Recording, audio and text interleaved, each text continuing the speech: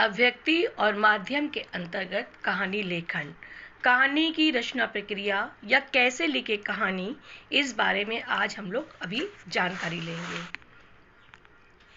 कहानी क्या है? कहानी क्या है, इसके बारे में अनेक विद्वानों के मतभेद हैं।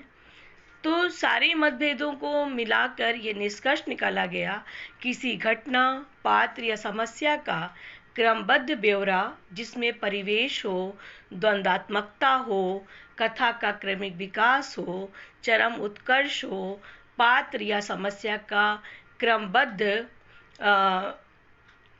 ब्यौरा हो, उसे हम कहानी कहेंगे, उसे कहानी कहा जाता है। अब आया कि कहानी का मानव जीवन से जुड़ाव, कहानी का मानव जीवन से क्या जुड़ाव है। तो कहानी हमारे जीवन से इतनी गहराई से जुड़ चुकी है कि हर आदमी किसी न किसी रूप से कहानी, किसी भी न किसी रूप में कहानी सुनता है और सुनाता भी है। जैसे ही कोई व्यक्ति कोई बात घुमा फिरा कर कहता है तो सुनने वाला तुरंत कह उठता है, भाई कहानी ना सुनाओ, जल्दी से बताओ क्या हुआ। वास्तव में प्रत्येक आदमी अपनी अनुभव बांटने में दूसरों के अनुभव जानने की प्राकृतिक इच्छा होती है। हम अपनी बातें दूसरों को सुनाना और उनकी बातें सुनना चाहते हैं। इससे स्पष्ट होता है कि हर व्यक्ति में कहानी लिखने का मूल भाव निहित है। भले ही मनुष्य में इस भाव का विकास कम हो या ज़्यादा हो, लेकिन हर व्यक्ति के अंदर कहानी लिखने का भाव होता है। अब आया कहानी का इतिहास।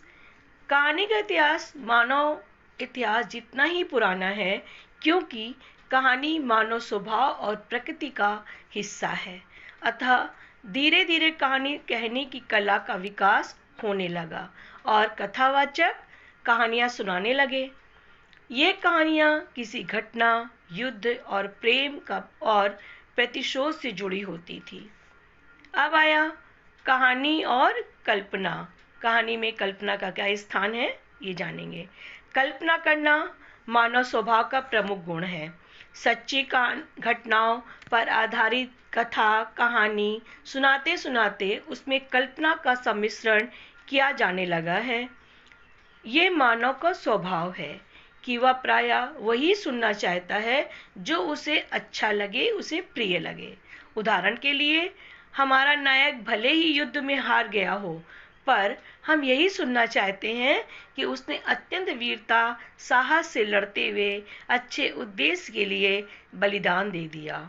ऐसी ही कहानियाँ सुनाने वाले कथावाचक प्रशंसा के पात्र होते हैं और इनाम पाते हैं। कथावाचक श्रोताओं की रुचि को ध्यान में रखते हैं और अपनी कल्पना से नायक के गुणों का बखान करते हैं। अब आया कहानियों की लोकप्रियता और उद्देश्य। प्राचीन काल में इससे बड़ा संचार का कोई और साधन ना होने के कारण मौखिक कहानियाँ बहुत लोकप्रिय थी।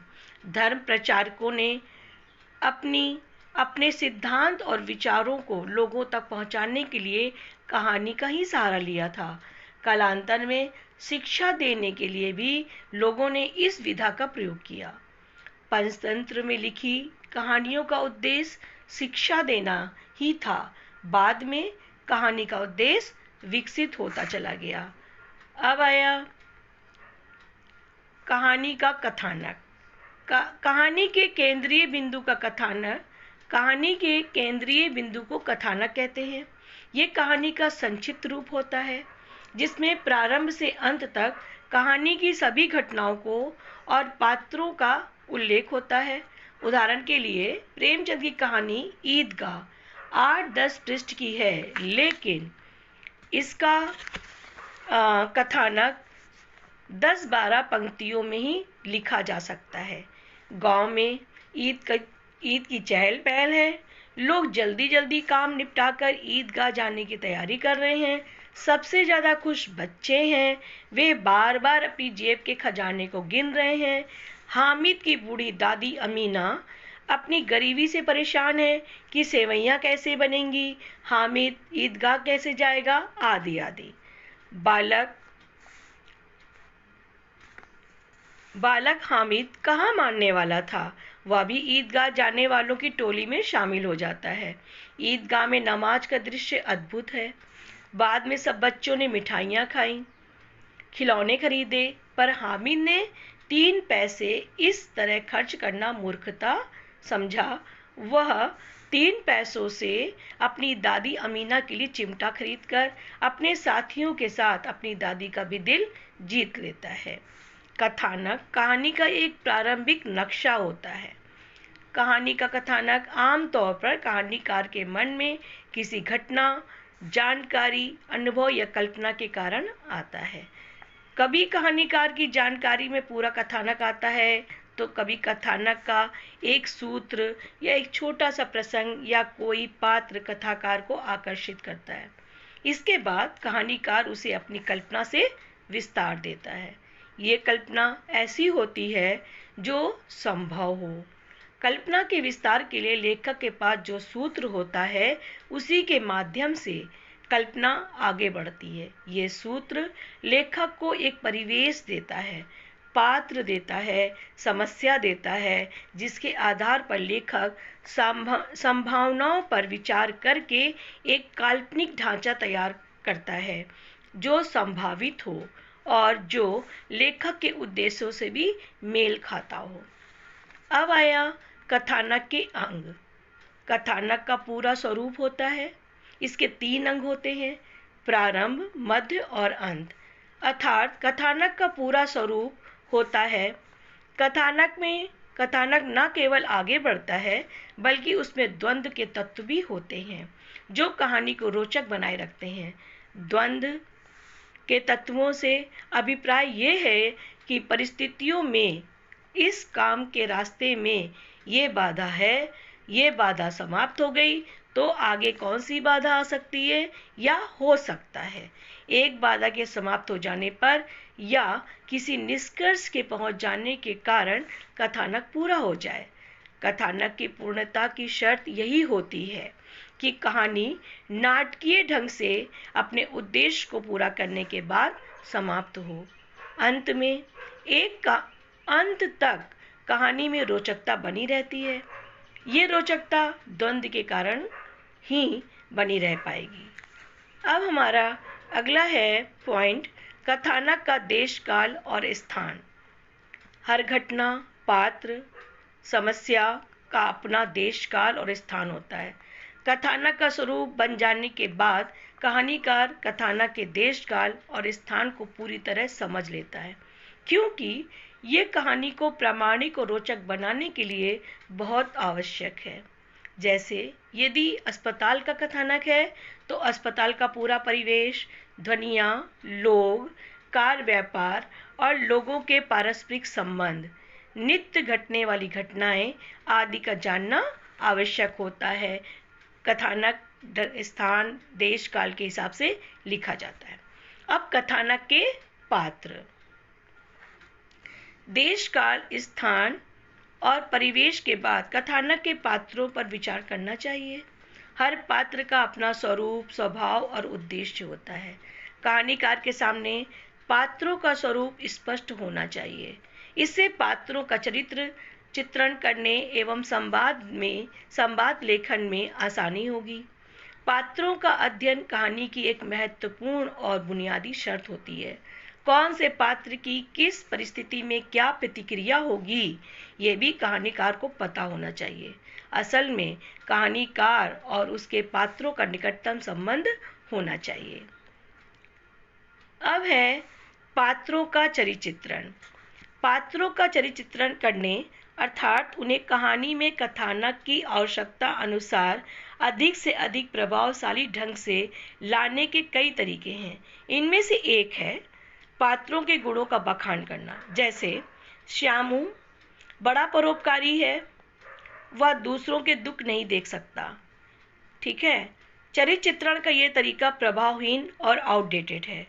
पात्रों का चरित्र चित्रण उनके क्रियाकलापों, संवादों तथा दूसरों के द्वारा बोले गए संवादों के माध्यम से ही प्रभावशाली होता है। जैसे श्यामू ने दवा की दुकान से उस आदमी को निराश लौटते देखा जिसके पास पैसे कम थे। उसने दुकानदार को पैसे दिए और दवा लेकर उस आदमी को दे दिया। इस तरीके से हमने संवाद प्रस्तुत किया, पात्रों का चित्रण, चरित्र के चित्रण को दिखाया कि किस प्रकार से दयालु और परोपकारी है। पात्रों का चरित्र चित्रण पात्रों की अभिरुचियों के माध्यम से भी होता है। अलग अलग प्रकार के लोगों की अभिरुचियां भी अलग अलग होती हैं। जैसे जंगल के खतरनाक जानवरों की तस्वीरें खींचने वाले की अभिरुचि अलग होगी, जबकि सूदखोर साहूकार की अभिरुचि अलग होगी। अब आया पात्रों के संवाद। कहानी में पात्रों के संवाद बहुत महत्वपूर्ण होते हैं। संवाद के बिना पात्रों की कल्पना मुश्किल है। संवाद ही कहानी को पात्र को स्थापित विकसित करते हैं और कहानी को गति देते हैं और आगे बढ़ाते हैं। जो घटना या प्रतिक्रिया कहानीकार होती हुई जो घटना या प्रतिक्रिया कहानीकार से आगे कहानी होती हुई नहीं दिखा सकता, उसे संवादों के माध्यम से सामने लाता है। इसलिए संवादों का महत्व बराबर बना रहता है। पात्रों के संवाद लिखते समय ये अवश्य ध्यान में रखना चाहिए कि संवाद पात्रों के स्वभाव और पूरी पृष्ठभूमि के अनुकूल हो, वह उनके विश्वासों, आदर्शों तथा स्थितियों के भी अनुकूल होने चाहिए। संवाद लिखते समय लेखक गायब हो जाता है और पात्र स्वयं संवाद बोलने लगते हैं। उदाहरण के लिए, किसी मजदूर के संवाद ऐसे होने चाहिए कि केवल संवाद सुनकर ही श्रोता को पता चल जाए कि वो कौन बोल रहा है, ये आदमी क्या करता है, इसकी पृष्ठभूमि क्या है, आदि आदि। संवाद छोटे, स्वाभाविक और उद्देश्य के प्रति सीधे लक्षित होने चाहिए। संवादों का अनावश्यक विस्तार बहुत ही जटिलताएं पैदा कर देता है। अब आया कहानी का चरमोत्कर्ष। इसे कहानी का क्लाइमेक्स भी कहा जाता है। कहानी के चरमोत्कर्ष को क्लाइमेक्स भी कहा जाता है। इसका चित्रण बहुत ही सावधानी से करना चाहिए, क्योंकि कहानी के पात्र या भाव की अतिरिक्त अभिव्यक्ति चरम उत्कर्ष के प्रभाव को कम कर देती है। इस बारे में सबसे अच्छा ये होता है कि चरम उत्कर्ष पाठक को स्वयं सोचने और लेखकीय पक्षधरता की ओर आने के लिए प्रेरित करें, लेकिन पाठक को ये भी लगे कि उसे स्वतंत्रता दी गई है और उसने जो निर्णय निकाले हैं उसके अपने हैं। अब आया कथानक में द्वंद्व। कथानक में द्वंद्व का अपना विशेष योगदान होता है। द्वंद्व ही कथानक को आगे बढ़ाता है। यदि दो व्यक्ति किसी बात पर सहमत हैं और उनमें द्वंद्व नहीं है तो बात आगे नहीं बढ़ सकती है, परंतु असहमति होने पर बातचीत सरलता से आगे बढ़ जाती है। कहानीकार अपने कथानक में द्वंद्व के बिंदुओं को जितना स्पष्ट रखेगा, कहानी भी उतनी सफलता से आगे बढ़ेगी। कहानी लिखने की कला सीखने के लिए आवश्यक है कि कहानियाँ पढ़ी जाएं और उनका विश्लेषण किया जाए। कहानी लेखन सिखाने की प्रक्रिया में यही सबसे अधिक कारगर माध्यम होता है। इस प्रकार हम लोग कहानी लेखन करेंगे।